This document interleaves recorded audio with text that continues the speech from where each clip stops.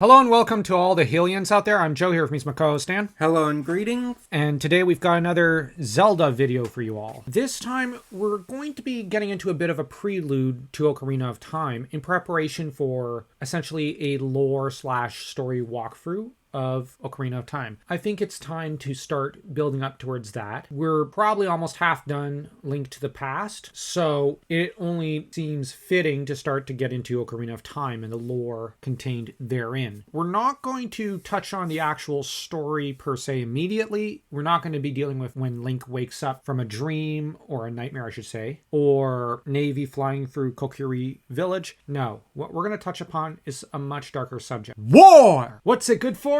Money. I'm kidding. No. This war was not of any real use to anyone. The war that preceded the events of Ocarina of Time is one of the darkest events in Hyrule's history, in every meaning of the word. Not much is known. Every bit of dialogue we get about it makes it seem like a very bleak period. It was a time when the royal family was sundered and began to war with each other, and when the different provinces, or I should say counties and duchies, probably, of Hyrule, warred with each other, possibly for the Triforce, possibly for the crown, or both. For many, many years, possibly generations, Hyrule fell into a period of non-stop internal conflict and strife. This might be one of the darkest periods in Hyrule's history, and it brought the royal family to the brink of destruction. The line of Hylia was probably almost ended with this war, and it was into this conflict that Link was born. Born to war, this leaves in no doubt that this Link would not have the kind of peaceful life that other Links might expect later on. His would be a time of war, conflict, and tragedy. The conflict itself, as said, there's very little known about it. Thematically, though, sets the stage for the events of Ocarina of Time, is possibly why most of the nobility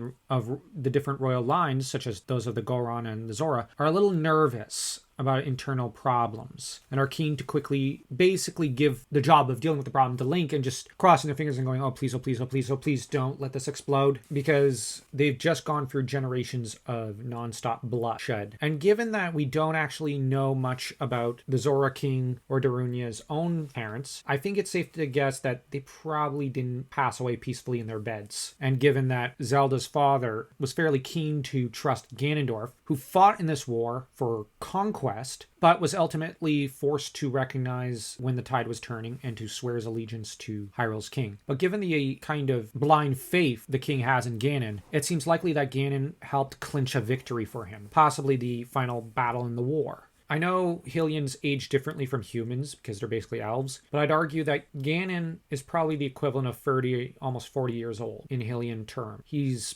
probably almost middle-aged, and he probably has quite a bit of fighting under his belt. He's likely fought in quite a few of the battles, and we know he did play a role in the Civil War. How this relates to Link is that at the time when the war was still kind of going on but waning, Link's father was killed. A knight of Hyrule, he had done his duty to his king, likely Zelda's father, fighting for honor, but also to protect his family and keep them out of the conflict. What does his knighthood tell us about Link's lineage? Well, it tells us he was probably of almost middle class, or possibly a household knight in the service of the royal family, likely the latter, which would put him kind of not exactly at the bottom of the pecking order, but he's not the highest ranking guy in the castle, but he is another warrior. He'd definitely be above the serfs and merchants who occupy Hyrule proper. So he was, if anything, of lower nobility, but not one who had his own keep, I imagine. Or if he did, he obviously lost his fort and there was nothing left in the end of the inheritance he might have once wanted to leave Link. Like I said, there's not much that's known. Personally, I think that Mother felt it necessary to take Link and run might tell us that there was some importance in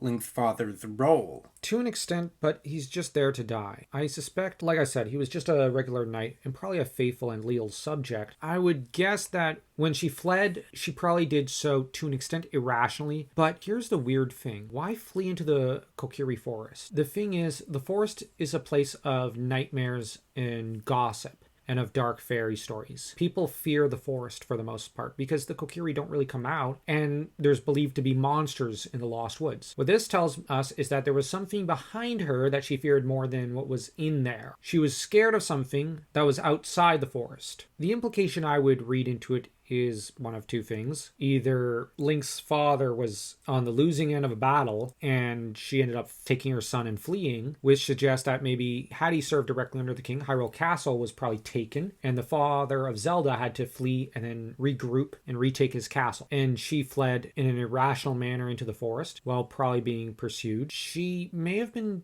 used as a decoy. Zelda was about the same age as Link, and maybe there would have been an attempt to seize Zelda herself. So it's possible that Zelda's mother also fled and that Link's mom would have been used as a bit of a decoy. But she panicked and fled into the woods to dodge her pursuers, which would have served the royal family well. I kind of like this idea because it suggests that Link's parents were leal subjects to the royal family, just as Link would later be to the royal family. It might be a case where Ganon gave chase, or more specifically, his two mommy figures, the witches, though I'm not sure why they would have chased a baby Link. So yeah, we've got very little actual concrete knowledge and more theories to go off. But what is clear is that she fled into the woods and entrusted her son to the Great Deku Tree. And the Great Deku Tree did not take this duty lightly, but knew that there was something of destiny about this boy. Very likely, he could tell Link was in possession of that most sacred of gifts, the spirit of the hero. This was the new Link. And so the Great Deku Tree obviously named him Link and raised him as pretty much his favorite amongst the Kokiri. Right there, his backstory was one of tragedy and death, and would weirdly not be raised with any knowledge of his parents. Instead, his parents were to be Saria and the Great Deku Tree, which, all things considered, was probably for the best. But tell us what you think of this video and of this prelude to Ocarina of Time. Hopefully we'll soon be getting into the actual